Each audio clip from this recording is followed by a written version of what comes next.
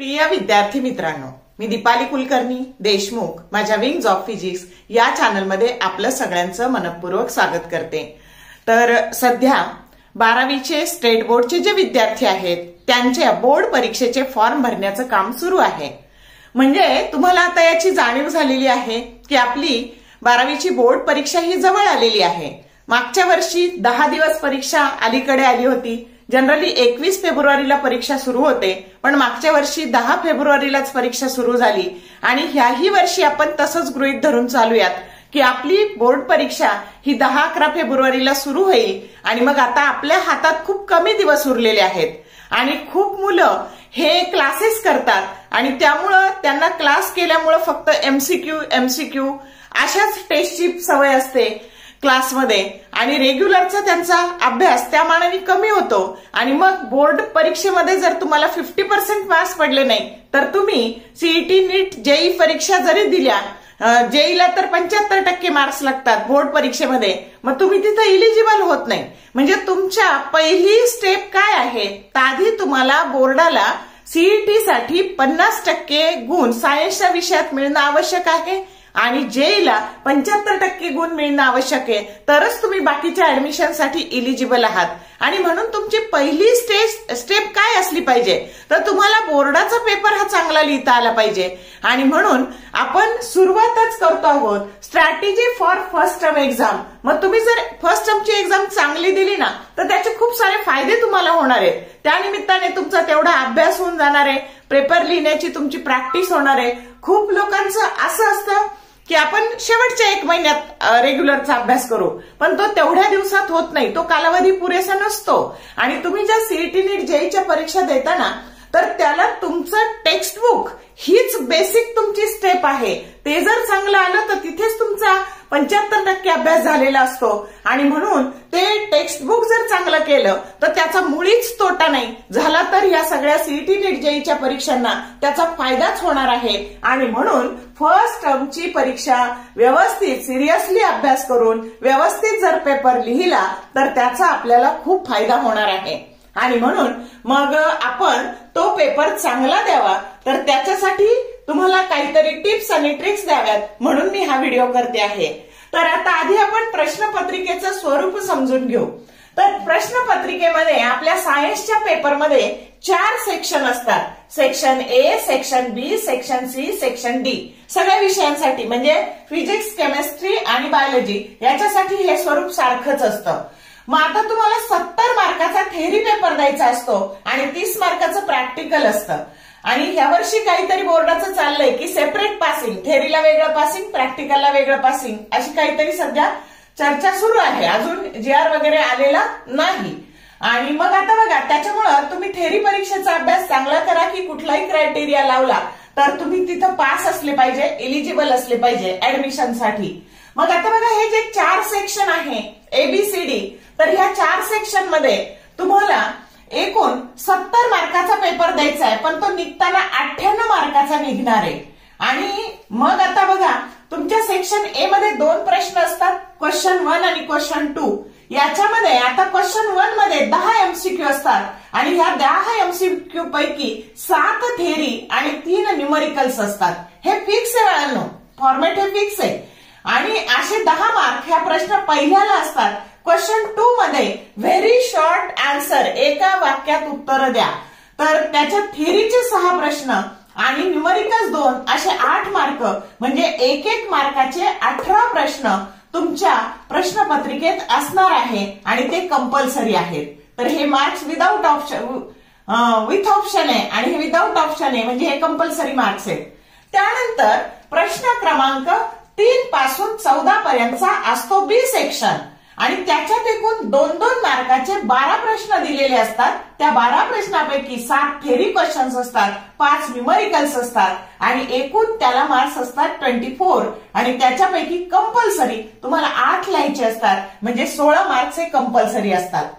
त्याच्यानंतर प्रश्न 15 पासून 26 पर्यंत सी सेक्शन असतो, त्याच्यामध्ये 3-3 मार्काचे 12 प्रश्न असतात, त्याच्यापैकी 7 थेअरी असतात, 5 न्यूमेरिकल्स असतात आणि तुम्हाला त्यातले 8 लिहायचे असतात, म्हणजे हा 36 मार्कापैकी तुम्हाला 24 मार्काचा सेक्शन लिहायचा असतो। 8 त्रिक 24. त्याच्यानंतर डी सेक्शन मध्ये 27 पासून 31 पर्यंत असे 5 प्रश्न असतात. त्याच्यापैकी 2 प्रश्न हे थेरीवर 4-4 मार्काचे असतात आणि उरलेले 3 प्रश्न हे 2+2 म्हणजे 2 मार्काचा थेरी प्रश्न आणि 2 मार्काचा न्यूमरिकल असं. मग असे 3 प्रश्न असतात म्हणजे एकूण 4-4 मार्काचे 5 प्रश्न असतात. पण ह्या त्या 3 प्रश्नांचं स्प्लिटिंग 2+2 असं झालेलं असतं आणि मग त्याचा एकूण मार्क्स 20 असतात. त्याच्यापैकी 3 कंपल्सरी सोडवायचे म्हणजे 12 मार्क्स. समजलं का मग? तर असा 58 मार्काचा पेपर आहे आणि त्यापैकी तुम्हाला 70 मार्काचा लिहायचा आहे. मग आता सगळ्यात महत्वाचा फिजिक्स विषय म्हटलं की तुम्हाला भीती वाटते ती न्यूमरिकल्सची. पण बाळांनो, न्यूमरिकल्स हे खूप अवघड नसतात. सीईटी नीट जेईला आहे ना, तुमच्या जर कन्सेप्ट क्लिअर असतील ना तर तुम्हाला एका सेकंदात उत्तर देता येतं आणि हे थेअरी जर चांगली केली तर आपोआप न्यूमरिकल सोडवता येतात. पण तरी पण सध्या तुमची जर भीती घालवायची असेल तर मी तुम्हाला असं सांगू शकते की तुम्हाला न्यूमरिकल सध्या येत नाहीयेत, पण तुम्हाला फर्स्ट टर्मला चांगले मार्क्स मिळवायचे तर नुसत्या थेअरीवर 58 मार्काचा पेपर निघतो कंपल्सरीचा. बघा इथे 7 थेअरी, हे 6 थेअरी, 7 आणि 6 हा 13 झाला ए सेक्शन. इथे 7 थेअरी क्वेश्चन म्हणजे 14 मार्क्स झाले. इथे 7 थेअरी क्वेश्चन्स हे 21 मार्क्स झाले आणि इथे 2+2 थेअरीचा प्रश्न 8 मार्क आणि यातला एक थेअरी क्वेश्चन केला तर 10. असा 58 मार्काचा पेपर तुम्हाला विदाऊट न्यूमरिकल सोडवता येतो. समजलं का?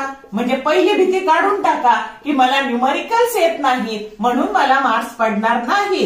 तुम्हाला 58 पैकी 50 तर पडतील आणि 70 पैकी 50 मार्क हे खूप मोर दॅन सफिशियंट झाले. तुम्ही इलिजिबलचा क्रायटेरिया थेरीतच कव्हर केला, प्रॅक्टिकलचे मार्क्स तुमच्यासाठी बोनस झाले.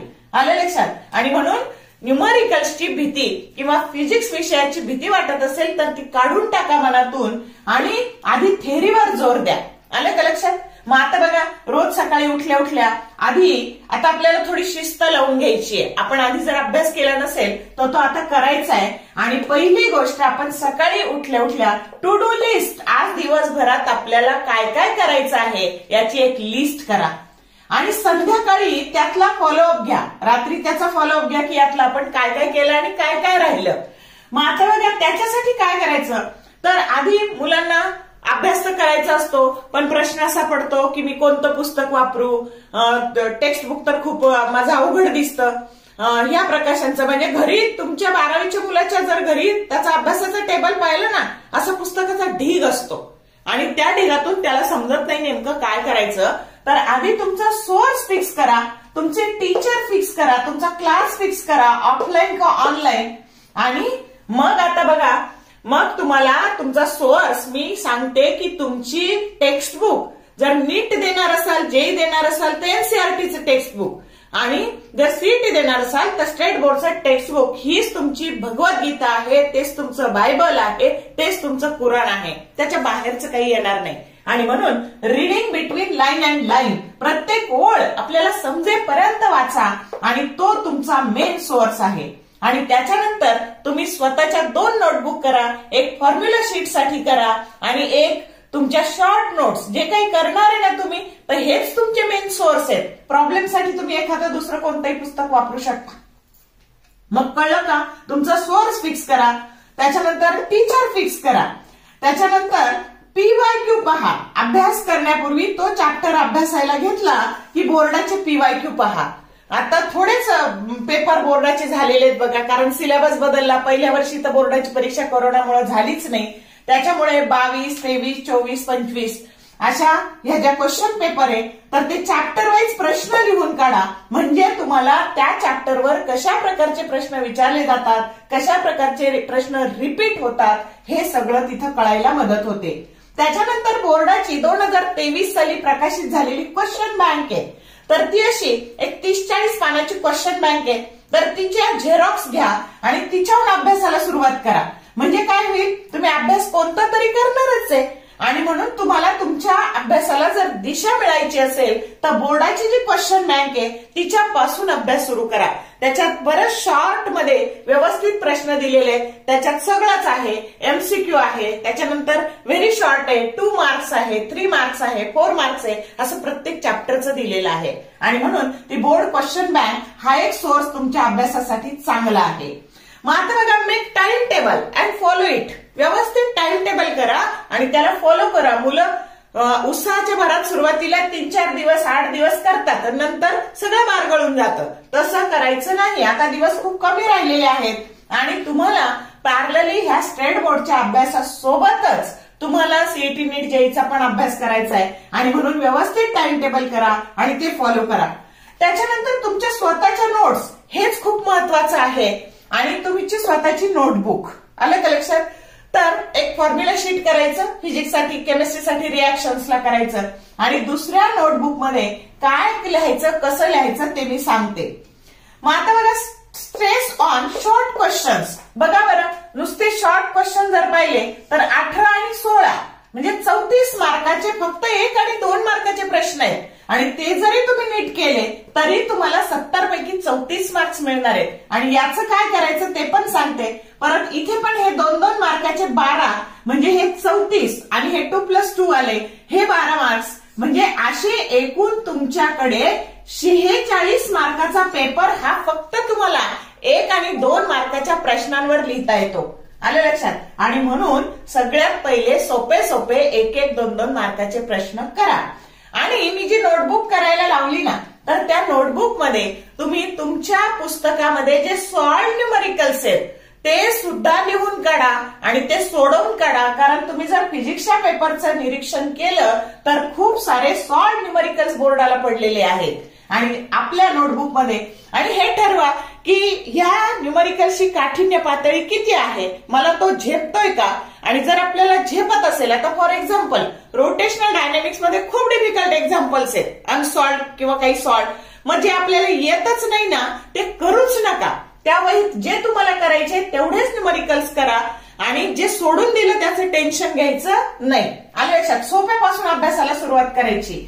आणि म्हणून त्या नोटबुकमध्ये तुमचे एका नोटबुकमध्ये सगळे फॉर्म्युले असतील आणि एक नोटबुक मग त्याच्यामध्ये डिफरन्स, डेफिनेशन सगळं जो तुम्ही अभ्यास केला तो शॉर्ट मध्ये त्या नोटबुकमध्ये, त्याच्यानंतर सॉल्व्ड एक्झाम्पल हे सगळं त्या नोटबुकमध्ये असेल. असे 2 नोटबुक तुमच्या असतील, एक फॉर्म्युला शीटची असेल आणि एक थेरीची असेल. आणि तीच सगळ्यात उत्तम सोर्स आहे.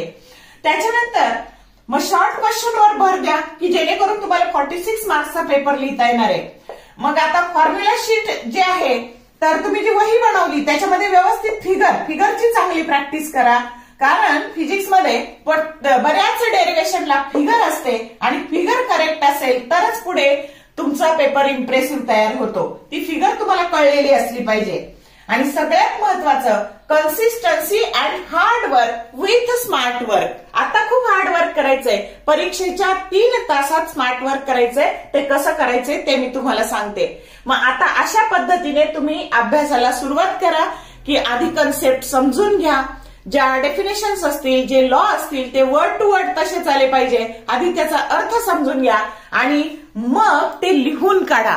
म्हणजे फिजिक्सचा अभ्यास करताना रीड, रिमेंबर अँड रीराईट या R³ सूत्राने अभ्यास करा. आधी काळजीपूर्वक वाचा, मग त्याला नीट आठवा आणि मग त्याला लिहून काढा. आलं का लक्षात? तर या सूत्राने फिजिक्सचा अभ्यास करा. आता पेपर इम्प्रेसिव्ह कसा लिहायचा, म्हणजे आता परीक्षेच्या 3 तासात स्मार्ट वर्क कसं करायचं, तर सगळ्यात आधी new section on new page, नवीन सेक्शन नवीन पानावर लिहायचा. त्याच्यानंतर एमसीक्यू लिहिताना सगळे एमसीक्यू उतरून काढू नका. आता पहिला प्रश्न आन्सर ऑफ क्वेश्चन फर्स्ट असं लिहिलं की पहिल्या एमसीक्यूचं उत्तर समजा असं असेल A⍵² आणि त्याचा A ऑप्शन असेल तर दोन्ही लिहा, त्याचा ऑप्शन पण लिहा आणि पुढे काय दिलेलं आहे ते पण लिहा. आता पहिलं एमसीक्यू लिहिलं ना लगेच दुसरा लिहू नका, एक ओळ सोडून द्या. Spacing is an art. आपला पेपर छान इम्प्रेसिव्ह दिसण्याकरता तुम्ही असं एक ओळ मध्ये सोडून द्या.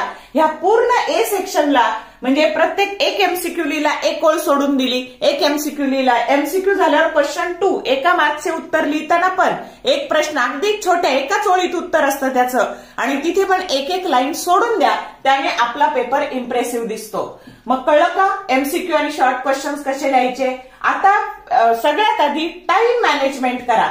टाइम मॅनेजमेंट करताना ए सेक्शनला 30 मिनिटं द्या, बी सेक्शनला 40 मिनिटात संपवा, सी सेक्शनला 55 मिनिटात संपवा आणि डी सेक्शन हा 45 मिनिटात संपवा. बघा, म्हणजे तुमच्याकडे प्रॉपर वेळ राहतो. म्हणजे पेपर लिहिताना घड्याळाकडे पण लक्ष असू द्या, तरच तुमचा व्यवस्थित पेपर कव्हर होतो. आले लक्षात. आणि नेहमी शक्यतो पेपर सुरू करताना बी सेक्शन पासून सुरू करा. फिजिक्स मध्ये काय होतं बघा, बरेचसे एमसीक्यू तुमचे अनोळखी असतात आणि तुम्ही पण टेन्शन मध्ये असतात, आणि त्यामुळं तुम्ही एमसीक्यू पाहिले आणि ते आपल्याला येत नसले की आपल्याला तिथंच टेन्शन येतं, आपलं मेंटल कॉन्सन्ट्रेशन सगळं कोलॅप्स होतं आणि आपला पुढचा पण अभ्यास सगळा गडगडून जातो. तसं होऊ नये. तर ह्या बी सेक्शन मध्ये काय असतं, तर आपल्या ओळखीचे प्रश्न असतात. म्हणून जनरली बी सेक्शन पासून, कोणत्याही सेक्शन पासून पेपर सुरू केला तर काही फरक पडत नाही, आणि त्यामुळं शक्यतो बी सेक्शन पासून पेपर सुरू करा. आणि एमसीक्यू लिहिलेले एमसीक्यू खोडू नका. तुम्ही शेवटच्या 10 मिनिटात पुढे मागं पाहता आणि आपले बरोबर लिहिलेले एमसीक्यू मागच्याचे पुढच्याचे पाहून खोडून त्याचे चुकीचे लिहिता. तसं करू नका. एमसीक्यू एकदाच पण विचार करून लिहा आणि एमसीक्यू रिकामे पण सोडू नका. समजा तुम्हाला 1-2 येत नसतील तर काहीतरी तर लिहून द्या. लकीली बरोबर आलं तर आलं लक्षात. म्हणून एमसीक्यू खोडायचे नाही, रिकामे सोडायचे नाही. टाइम मॅनेजमेंट झालं. आता use list log table. Use list log table याचा अर्थ काय, तर कमीत कमी लॉक टेबल वापरा.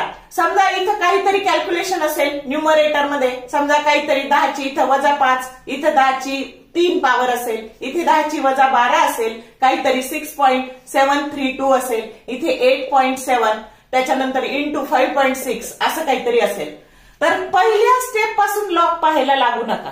आले लक्षात. आणि 10च्या पॉवर सोडवा, मग याचा गुणाकार करा, मग फक्त एकच संख्या न्यूमरेटर मध्ये, एकच संख्या डिनॉमिनेटर मध्ये, या पद्धतीने. आणि शक्यतो डिनॉमिनेटर मोठा ठेवा, म्हणजे मग कॅरेक्टरिस्टिक्सला प्रॉब्लेम येत नाही. त्याच्यानंतर लॉगचं कॅल्क्युलेशन, जिथे कुठे प्रॉब्लेम असेल तुमचा तर तिथे अशी लाईन ओढा आणि तिथेच लॉगचं कॅल्क्युलेशन करा. तुम्ही काय करता, मागच्या पानावर लॉगचं कॅल्क्युलेशन करता, ते परत इकडे कॅरी करता, ते करताना चुका होतात आणि वेळ पण जातो. सगळ्यात महत्वाचं आपल्यासाठी हे 3 तास अत्यंत महत्वाचे आहे आणि तिथे आपल्याला टाइम सेव्हिंग टेक्निक वापरता आलं पाहिजे. म्हणून इथे जर न्यूमरिकल्स असेल तर त्याचं लॉग इथंच, आणि सरळ उभा लॉग बघा, उभी बेरीज करा, उभी वजाबाकी करा. समजलं. म्हणजे अगदी शेवटच्या स्टेपला लॉग वापरायचा. म्हणून तिथे लिहिलंय यूज लिस्ट लॉग टेबल, कमीत कमी लॉग वापरा. त्याच्यानंतर डिफरन्स, जे खूप ठिकाणी तुमच्याकडे डिफरन्स आहे आणि म्हणून माझ्याकडे व्हिडिओ पण आहे माझ्या चॅनलवर की सगळे डिफरन्सेसचा व्हिडिओ तुम्हाला सापडेल. तर डिफरन्स नेहमी टॅब्युलर फॉर्म मध्ये लिहा. समजा सेंट्रीपेटल फोर्स, सेंट्रीफ्युगल फोर्स असा डिफरन्स आला तर पहिला पॉइंट तो टेबल फॉर्म मध्ये लिहायचा, पहिला पॉइंट डेफिनेशनचा लिहायचा. आलं का लक्षात. सगळ्या फरक मध्ये पहिला डेफिनेशनचा पॉइंट करा. का तर तुम्ही असे फरक तयार केले आणि तुम्हाला या क्वेश्चन 2 मध्ये 1 मार्काला प्रश्न आला, डिफाईन सेंट्रीपेटल फोर्स, तर हीच व्याख्या आपल्याला तिथे वापरता येते. आलं का लक्षात. आणि म्हणून सगळे डिफरन्स करताना पहिला पॉइंट हा डेफिनेशनचा करा. त्याच्यानंतर जो डिस्टिंग्विशिंग पॉइंट आहे त्याच्या खाली अंडरलाईन करा. लिहिता लिहिताच वेगळा पेन घेऊ नका, त्याला वेगळी पट्टी घेऊ नका. म्हणजे आपल्याला माहितीये की डेफिनेशन आहे सेंट्रीपेटल फोर्सची, a force which is acting along the radius towards the centre of the circle, आणि इकडे away from the centre of the circle. तर असं 2 वे ज्या पेनने लिहितात त्यानेच असं अंडरलाईन करा. म्हणजे असं हायलाइट केल्याने तुमचा पेपर इम्प्रेसिव्ह दिसतो. त्याच्यानंतर जिथं कुठे एक्झाम्पल असतील ते सगळे एक्झाम्पल्स करा. समजा डायथर्मॅनस, अथर्मॅनस याचा फरक आला तर सगळे उदाहरणं लर्न करून ठेवा. कारण तुम्हाला असाही एमसीक्यू येऊ शकतो, dash dash is a diathermanous substance, dash dash is a athermanous substance. म्हणून त्याचे जे सगळे एक्झाम्पल्स आहेत ते करा. आले लक्षात. तर मग डिफरन्स हा टेबल फॉर्म मध्ये लिहायचा. त्याच्यानंतर डेफिनेशनचा पॉइंट करायचा, सगळे एक्झाम्पल करायचे आणि अंडरलाईन करायचे. जे डिस्टिंग्विशिंग वर्ड आहे ते अंडरलाईन करायचे. आणि महत्वाचं म्हणजे फिजिक्स मध्ये डिफरन्स लिहिताना 2 पॉइंट लिहायचे आणि केमिस्ट्री आणि बायोसाठी 2 मार्कासाठी 4 पॉइंट लिहायचे. बघा, फिजिक्सला 2च पॉइंट लिहायचे. म्हणून तुमची जी स्वतःची नोटबुक असेल ना, त्याच्यात डिफरन्स लिहिताना लिखाणाला कमी, लक्षात ठेवायला सोपे असे 2 लिहायचे तर 3 लिहा फक्त तुम्ही. तिथे एक एक्स्ट्रा असू द्या आणि वर्षभर तेच डिफरन्स करायचे. म्हणजे तेच करून प्रॅक्टिस मेक्स मॅन परफेक्ट. आपले डिफरन्स चांगले होतील. हे स्वतःच्या वहीचं महत्व आहे. समजलं का? तर आता बघा, मग कॅरेक्टरिस्टिक्स लिहायला येतात, कधी कधी प्रॉपर्टीज लिहायला येतात, तर त्या मात्र अर्ध्या मार्काला 1 असतात. म्हणजे 2 मार्काला जर कॅरेक्टरिस्टिक्स आल्या, प्रॉपर्टीज आल्या तर त्या 4 लिहायच्या, 4 पॉइंट लिहायचे. त्याच्यानंतर प्रॉब्लेम अगदीच दुर्लक्ष करू नका. फॉर्म्युला शीट तुम्ही बनवणार आहे, त्या प्रॉब्लेमचा तुम्हाला फॉर्म्युला तरी लिहिता आला पाहिजे. सबस्टिट्यूशन करा. आणि ज्याला प्रॉब्लेम चांगले येतात तर त्याने युनिट लिहिताना काय काळजी घ्यायची. समजा तुमचं उत्तर आलं की तुम्हाला मॅग्नेटिक इंडक्शन विचारलं आणि ते आलंय B बरोबर 1, त्याचं unit weber per metre square असं आहे आणि त्याचं युनिट टेस्ला असं पण आहे. मग आता कोणतं लिहिणं फायदेशीर आहे? तर हे लिहिण्यापेक्षा हे लिहिणं. आपल्याला शब्द आणि शब्दाचा वेळ वाचवायचा आहे. मग हे लिहिण्याऐवजी हे आणि त्या तुमच्या उत्तराला असा बॉक्स करा आणि बॉक्स करून त्याच्या पुढे हे आन्सर असा शब्द लिहा. त्याने पेपर इम्प्रेसिव्ह दिसतो. समजा एखाद्या क्वांटिटीचं युनिट न्यूटन असेल तर 1 न्यूटन असं न लिहिता 1 न्यूटन लिहा. एवढा शब्द लिहायचा वेळ आपला वाचणार आहे. कळलं का? त्याच्यानंतर फिगर्स. ह्या तुमचा बायोमध्ये फिगर्स हा आत्मा असतो. केमिस्ट्रीत पण काही फिगर तुम्हाला वेगवेगळ्या सेलची फिगर काढायला येते. आणि फिजिक्समध्ये तर सर्किट डायग्राम आहेत, बऱ्याच काही जॉमेट्रिकल फिगर आहेत. तर त्या फिगर व्यवस्थित काढा. समजा कोनिकल पेंड्युलम मध्ये असा वरचा वेक्टर खालचा वेक्टर जर बॅलन्स झाला असेल तर तो इक्वल आणि अपोजिट दाखवा. आलं लक्षात? तर प्रॉपर त्या पेन्सिल, पट्टी सगळं वापरून पेन्सिलने फिगर काढा. लेबलिंग करताना शक्यतो एका साइडने करा. आलं लक्षात? आता संध्याकाळी रात्रीचं झोपताना काही अभ्यासच होत नाही, डोक्यातच शिरत नाही, तर सरळ फिगरची प्रॅक्टिस करा ना. रोज 4-4 फिगर जर काढल्या, आता 7 किंवा 8 चॅप्टर असतील तुम्हाला 6 मे परीक्षेला, तर तेवढे सगळ्या फिगर अशा कलेक्टिव्हली तुमच्या वहीत पहिल्या चॅप्टरच्या फिगर, दुसऱ्या चॅप्टरच्या फिगर असं करू शकता. फिगर आणि फॉर्म्युला पाठ केल्याचा अजून फायदा असा असतो.